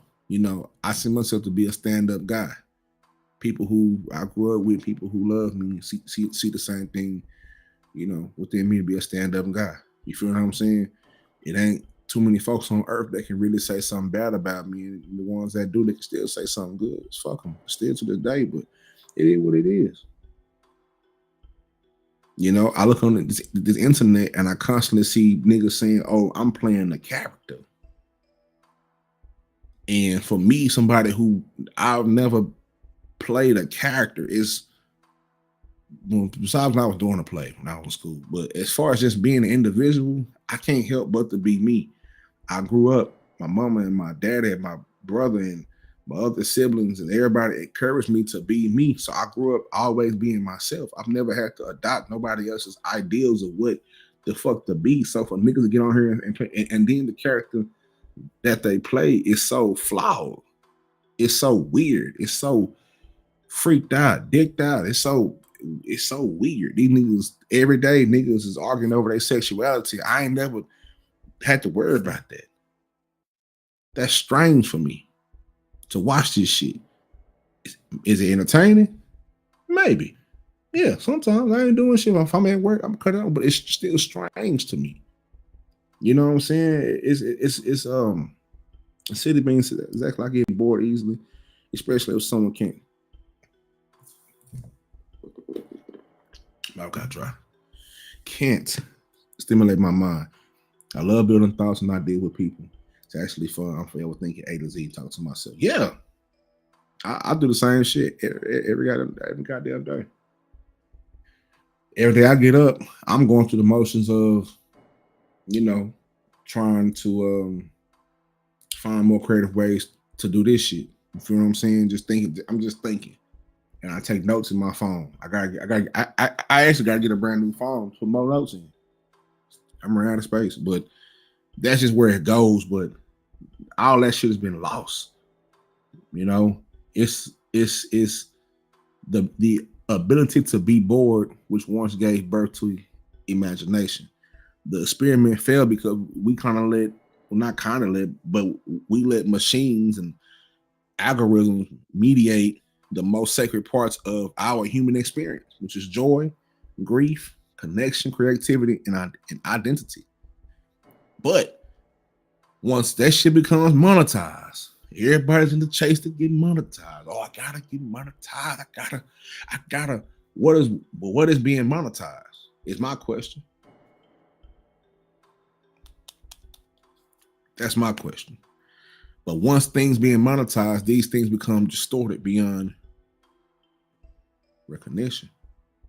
But like I always say at the end of these videos, I'll be a fool to present a problem to you. You understand me? To whoever watches this on Facebook, YouTube, or Twitter, to whoever is watching this, I'll be a fool to present to you a problem and not at least start or sparking, possibly a solution. But we're not powerless though, right? So despite the entanglement, we're not powerless. But in fact, our power is the very reason that the system exists. Our attention funds all this shit. Our content feeds it. Our engagement sustains it. So if we imagine, or better yet, just imagine if we took that power back. No, we can't change these platforms, but what if there was a platform that we as the culture can create where we control what, that's why I fuck with fan base, because I like what Isaac Hayes the third, I got over there and started getting paid off the dribble. I didn't go back over there, but I started, just experiencing a different audience that was, that's more of me.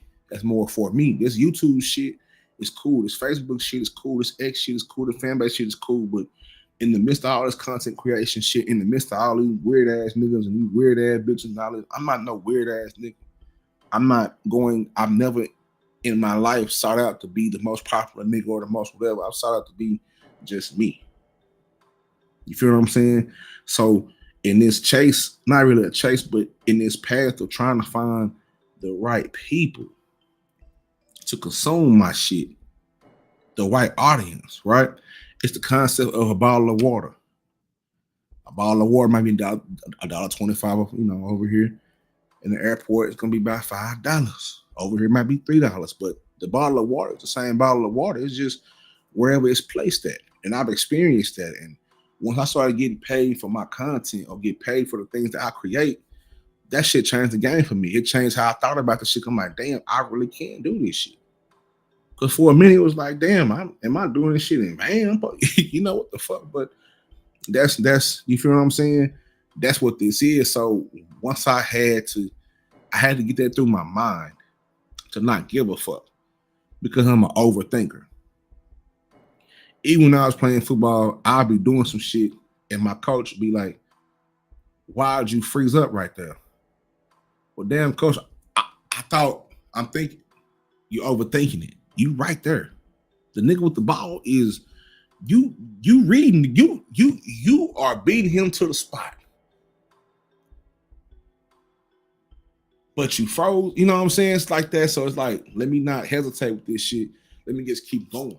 I had to keep and drill myself and keep watching Nip and keep watching Dolph and keep watching Pimp and keep watching the people who laid the foundation, keep watching the 85 South Show, keep watching niggas who are laying the foundation of this shit and how they go through their mind process. I watch 85 South a lot because their show is good, not just for the show. They got their own app, their own shit, their own studio. I'll be in Atlanta soon. I gotta check that shit out. But they did that shit. Damn. Three real ones. Built that shit. I watched 85 South, so they was in the Cumberland Club. Then they got their own studio. They got their own podcast that they sponsor, and they up under the umbrella of the Black Effect Podcast Group, which is by Charlamagne the Guy, and they under the umbrella of iHeartRadio, which is probably the biggest, but they built that shit brick by brick. And they still own business. All of them did in unison. And not everybody can do that shit.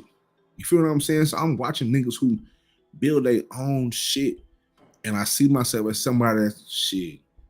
Maybe these platforms ain't for me. I'm going to have to build my own shit.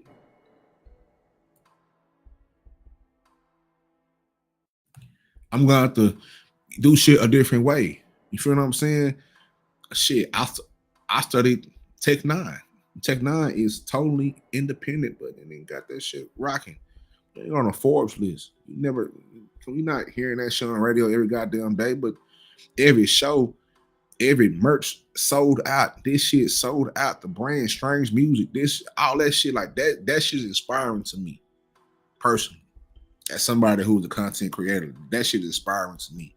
Because how I see this shit, like, damn, that shit is throw, nigga. Because I envision this shit. Maybe it happened in this lifetime. Maybe it won't. Maybe it happened with my kid. Maybe one of my kids will pick this up. I don't know when it's going to happen, but it's going to fucking happen. You feel what I'm saying? But just to get back to the main core thought is, what if we took that power back? So imagine choosing to disconnect and reconnect. Not as a rejection of technology, but as a return to intentionality. And just imagine building platforms in our culture and communities rooted in ethics and transparency, not just engagement. You know, that's hard to do in this day and age because you got some fucked up people out here. You know, so just imagine creating without craving validation and sharing without surrendering self-worth. You know, is it a far reach? I mean, but it's a reach that I'd happily turn my rotator cuff for. Fuck it. Why not? Why not? The unreasonable man is always going to push the world forward in progress. The niggas who go against the grain are always going to push the world forward. You feel what I'm saying? Take the word maybe out the equation. Just say, yes, this is about to happen. Possible thoughts. For sure.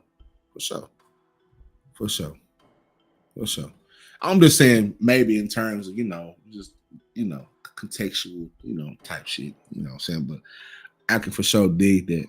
And I received that. And I appreciate that for sure. But just the people who go against the grain, against whatever society was doing at that time, always push the world forward. You know what I'm saying? Just how my mind works is kind of funny, right? I think about the people who was a nigga that created the fork. Niggas was eating shit with their hands. And then somebody said, let me carve this shit. This shit hard as hell, boy.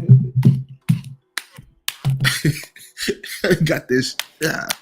Let me stab this shit. And then from the fork, like shit, I'm trying to scoop this shit up. I knew to scoop it up with. Let me hollow out a spoon. Let me hollow out a spoon. Damn, how we gonna take this and how I'm gonna a sharp object. Cut a knife. God damn it, we got cutlery now. That's just how I see it. You know what I'm saying? But the revolution won't be televised. It'll be unplugged. Rest in peace to Gil Scott Heron. You know what I'm saying? I'm just, hey, that's just how I break it down. You feel what I'm saying? At some point, somebody said, you know what? I got this piece of meat. I done cooked the meat. I had to learn how to cook. First, somebody was even before the cutlery, right? First, I had to catch the animal. Now, the meat of the animal is cool, but it's all bloody and shit. And let's cook it. Damn, when I cook that shit, now I gotta find a way how to eat it. Let me get the fork. Let me get this. Like, you know what I'm saying? Like, just how that one thought just sparked shit. You know what I'm saying? Spoon, fork, and just shit like that. Like, damn, I got this drink. And I like this cup, but I don't really want the cup to spill. Let me create a top for the cup. Now I got a top for the cup. I want to drink some, but I don't want to have to lift the top up, the lid through the cup. Let me make a straw.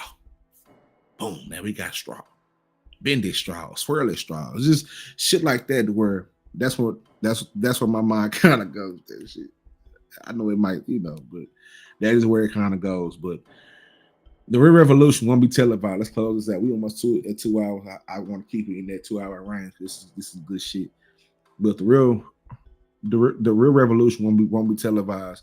It'll be unplugged. So we won't need to throw away all of our devices, but we do need to unlearn the compulsions that they created.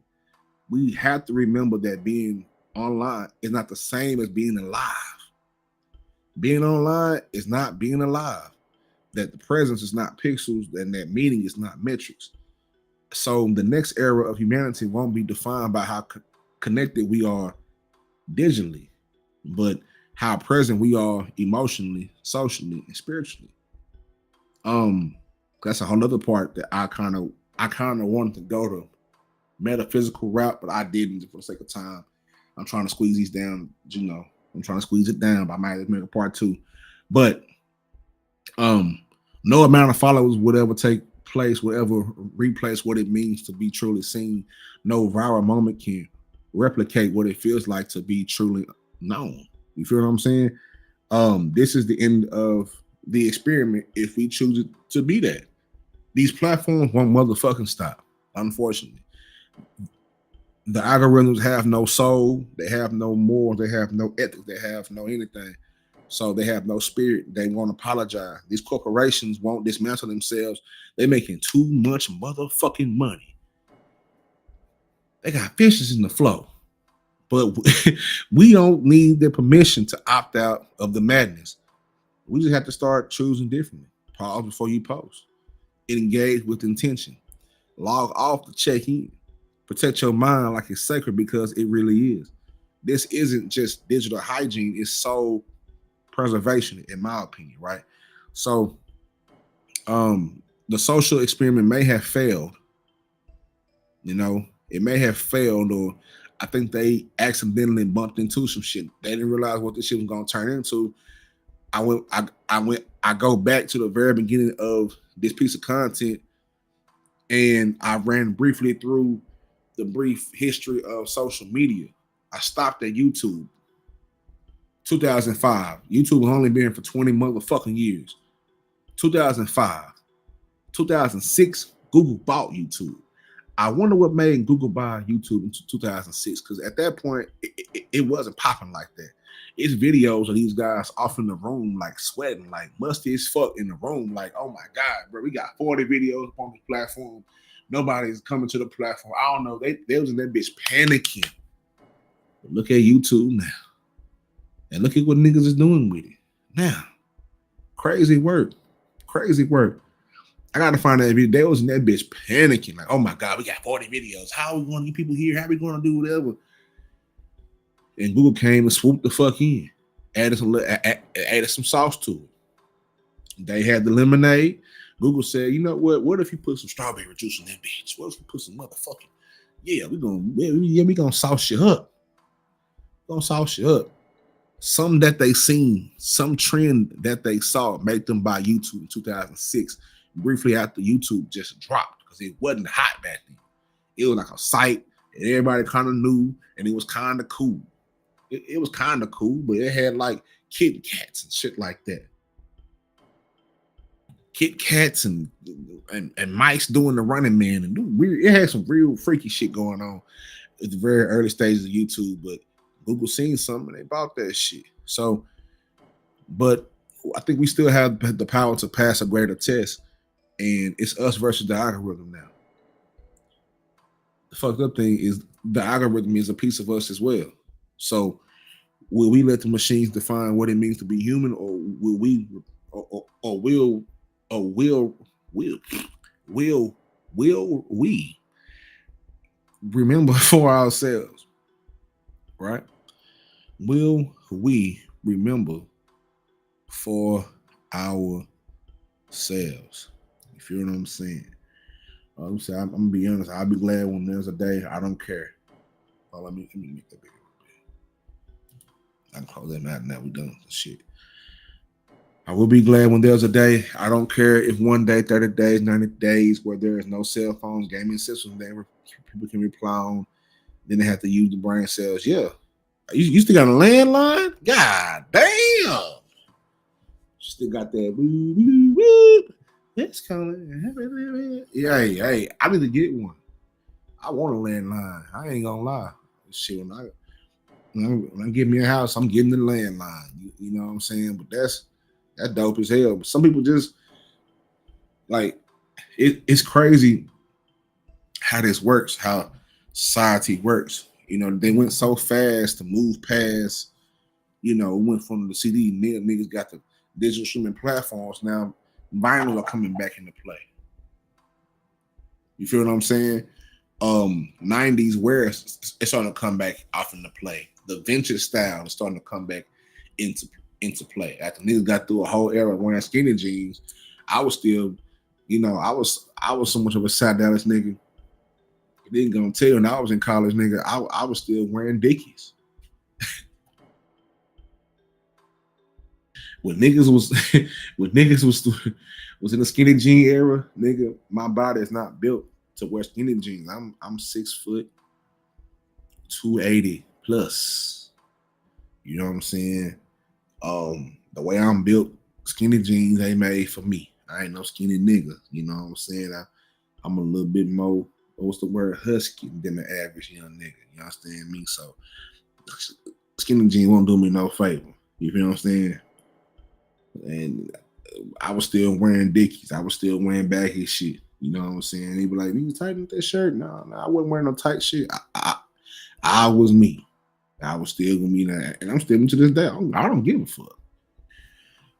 You feel me? I don't give a fuck. But it's crazy how things are going back. I'm pretty sure it's gonna be some niggas with an 8-track, with a new modern way of making an 8-track tape or whatever. I was in Best Buy the other day, and I seen record players with USBs. I said I gotta get one. But that being said, I think that's it for that right there. If I think that's it, yeah. That is it for the show. As we close this shit out, man, I want to thank everybody who don't stop through.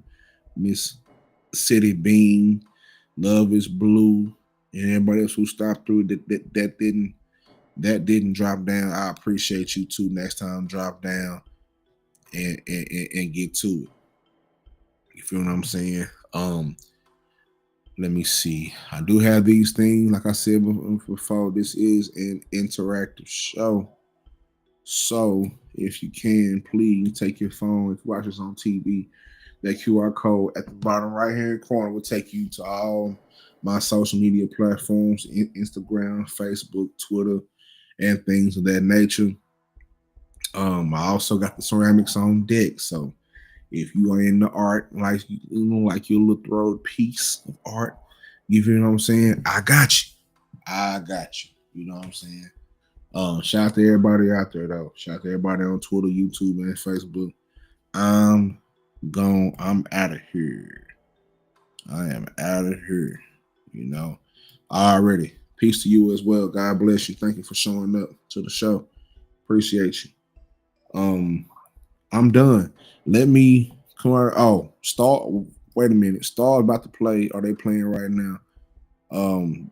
Dallas Stars and 6. Everybody pray. The prayer warriors get together and pray for the Stars as we are on the pursuit of another Stanley, of another Lord Stanley. You know, so shout out to the Stars and 6 around this motherfucker. But after that, man, I'm done. Shout out to everybody out there. We are going to leave out with a nice tune. With a nice tune. Let me find out which tune we're gonna leave out with. Let me see. Let me see.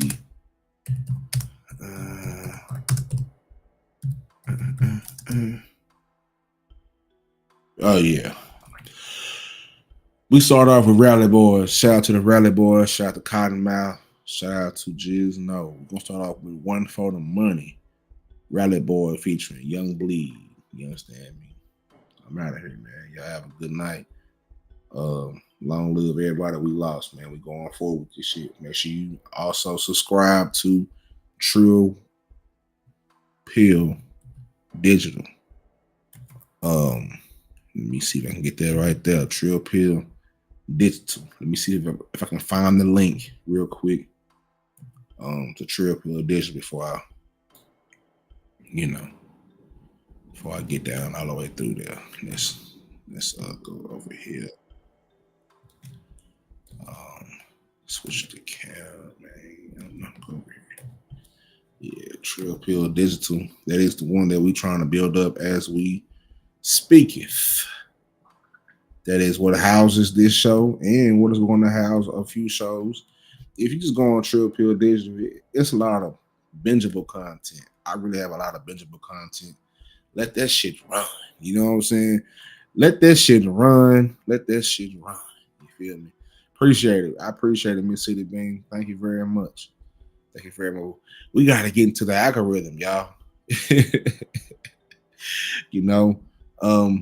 We got to finesse the algorithm. Or like I said, we got to purge the algorithm, we got to recondition ourselves and, all the rest of this shit too. But there's a link and put a star on that shit, and I'm gone, man. We're going to leave out of here with a good tune. One for the Money by the Rally Boys featuring Young Bleed. I'm out of here. Trill Pill Digital. Monumental to be monumental. If you want to donate to the show, cash out, type right hand corner, $ monumental, MINDYAMENTAL. Make sure you hit that like button, subscribe, and all that fly shit. Shout out to you. Much love. I'm gone. One for the Money. Rally Boys, Young Bleed. I'm out of here. Holla.